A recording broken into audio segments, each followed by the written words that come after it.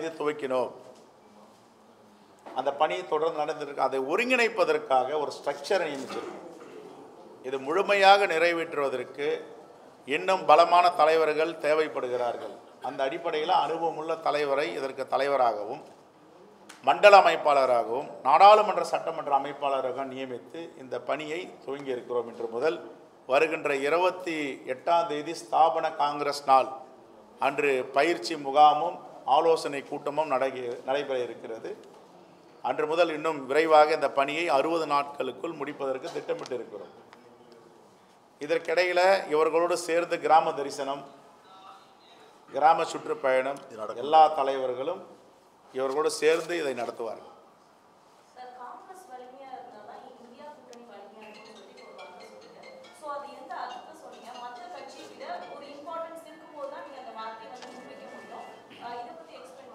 இல்லை, காங்கிரஸ் வலிமை பெறுகிறது என்றால் இந்த தேசம் வலிமை பெறுகிறது. இந்த தேசம் வலிமை பெறுகிறது என்றால் இந்த கூட்டணியில் உள்ள இந்தியா கூட்டணியில் கட்சிகள் எல்லாம் வலிமை பெறும்.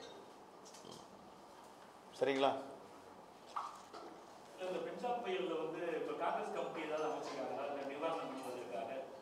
நாங்கள் ஏற்கனவே எல்லா மாவட்டங்களுக்கும் கடலூர், விழுப்புரம், திருவண்ணாமலை, கிருஷ்ணகிரிக்கு சென்று நிவாரணங்களை மேற்கொண்டிருக்கிறோம். அங்கங்கே மாவட்ட தலைவர்கள் அதை ஒருங்கிணைத்து கொண்டிருக்கிறார்கள். சட்டமன்ற உறுப்பினர் நிதியிலிருந்து 1 மாத சம்பளத்தை கொடுப்பதாக அறிவித்திருக்கிறோம். அதையும் எங்களுடைய சட்டமன்ற தலைவர் ஏற்பாடு செய்து கொண்டிருக்கிறார். ரைட்.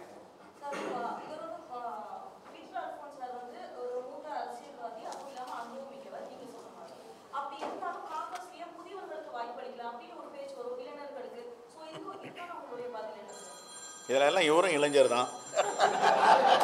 அவரை போய் எப்படி நீங்கள் வயசானவர் இருக்கின்றீங்க? துடிப்பு மிக்க இளைஞரை தான் தலைவராக போட்டிருக்கோம். ஒரு பணியை ஆற்றுவதற்கு வயது ஒன்றியும் பெரிய தடையாக இருக்காது, மனசு தான் தடையாக இருக்கும். அந்த மனசு அவர்கிட்ட இருக்குது. 10 வருஷம் மாவட்ட கமிட்டி தலைவர். எங்கேருந்து வந்திருக்காரு அவர்? இல்லை, இதில் அனுபவம் வாய்ந்த தலைவர்களை நியமிக்க வேண்டும் என்று தான் எங்களுடைய பார்வை. எல்லா அனுபவமும் அவருக்கு உண்டு. அதில் எல்லோரையும் கலந்து சோசியல் ஜஸ்டிஸ், சோசியல் இன்ஜினியரிங் எல்லாத்தையும் அதில் பண்ணியிருக்கோம். ரெண்டாவது பார்த்தீங்கன்னா, ஒரு மாவட்ட கமிட்டி தலைவராக இருந்தவர் இப்போ தலைவர் பொறுப்பு எடுத்துருவார். அவருக்கு எல்லா அனுபவம் உண்டு. காங்கிரஸ் பேரியக்கம் தனியாக போட்டியிடும் பொழுது 89இல் பெருவாரியான இடங்களில் திருநெல்வேலி மாவட்டத்தில் அவர் மாவட்ட தலைவராக இருக்கும்போது சட்டமன்ற உறுப்பினர்கள் ஏறக்குறைய 75 விழுக்காடு வெற்றி பெற்றிருக்காங்க. அந்த அனுபவத்தின் அடிப்படையில் தான் அவரை கேட்டுக்கொண்டதின் பேரில் அவர் இதை ஒப்புக்கொண்டிருக்கிறார். கண்டிப்பாக காங்கிரஸ் பேரியக்கத்திற்கு அவருடைய பணி மிகவும் வரலாற்று சிறப்பு மிக்க பணியாக அமையும் என்று எல்லோரும் இதை சிந்தித்து தான் முடிவெடுத்திருக்கோம்.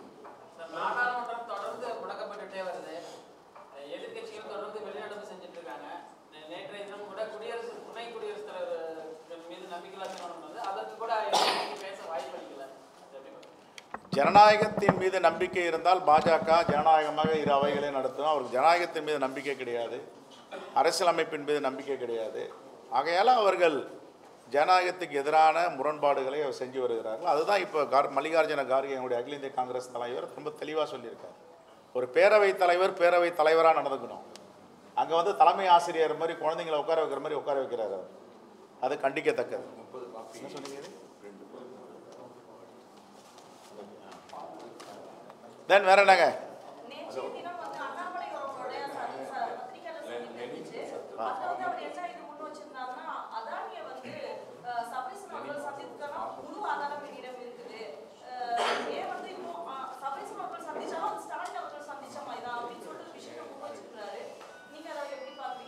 அவர் திரு சபரீசன் திராவிட முன்னேற்ற கழகத்தில் எந்த பொறுப்பில் இருக்காரு? அரசு பதவியில் எதில் இருக்காரு? இந்த வாதத்துக்கு வச்சுக்குவோம்.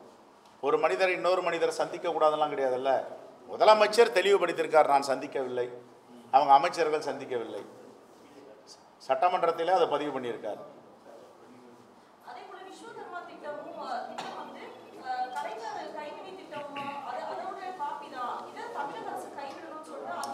இல்லை, திரு அண்ணாமலை அவர்கள் உண்மைக்கு புறம்பாக திரித்து பேசுகிறார்.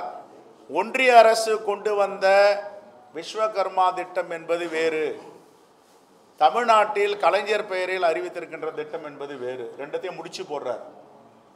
அவங்க கொண்டு வந்திருக்க விஸ்வகர்மா திட்டம், ஒருவன் செருப்பு தைத்திருந்தால் அவன் செருப்பு தைக்கணும், அதுக்கு தான் நாங்கள் உதவி செய்வோம். ஒருத்தன் வந்து விஸ்வகர்மா தொழிலை பண்ணி கொண்டு இருக்கிறான், நகையை உருக்குறான்னா அவன் அதை தான் பண்ணணும். செருப்பு தைக்கிறவர் போய் நான் நகையை உருக்க போகிறேன் அப்படின்னா அதுக்கு வசதி கிடையாது, நிதி உதவி கிடையாது, கடன் கொடுக்க மாட்டாங்க. ஆனால் இங்கே மாண்பு முதலமைச்சர் கொண்டு வந்திருக்க திட்டம் அப்படி கிடையாது. இந்த திட்டத்தில் நீ எந்த தொழிலை வேணாலும் பண்ணலாம். செருப்பு தைக்கிறவர் வந்து நான் கட்டடம் கட்ட போகிறேன், எனக்கு லோன் கொடுங்கன்னு கட்டலாம். குலத்தொழிலை உறுதிப்படுத்த துடிப்பது பாஜக அரசு, ஆர்எஸ்எஸ். குலத்தொழிலை ஒழிக்க வேண்டும், எல்லோருக்கும் எல்லாம் என்று சொல்றது தான் மாண்பு முதலமைச்சர் கொண்டு வந்திருக்க திட்டம். ரெண்டு திட்டத்துக்கும் நிறைய வித்தியாசம் இருக்கு. உண்மைக்கு புறம்பா பேசுறாரு.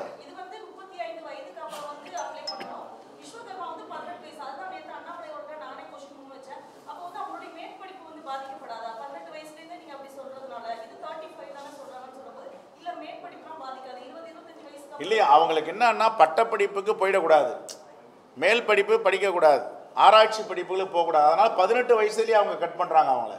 இங்கே அப்படி கிடையாது. 35 வயது வரைக்கும் நீங்கள் வந்து மேலே வரணும், வாழ்க்கையில் முன்னேறணும், படிக்கணும்.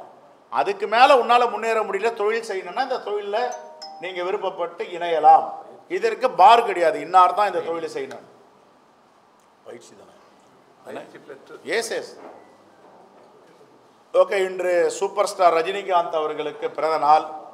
காங்கிரஸ் பேரியக்கத்தின் சார்பாக அவருக்கு பிறந்தநாள் வாழ்த்துக்களை தமிழ்நாடு காங்கிரஸ் கமிட்டி தெரிவித்துக் கொள்கிறது.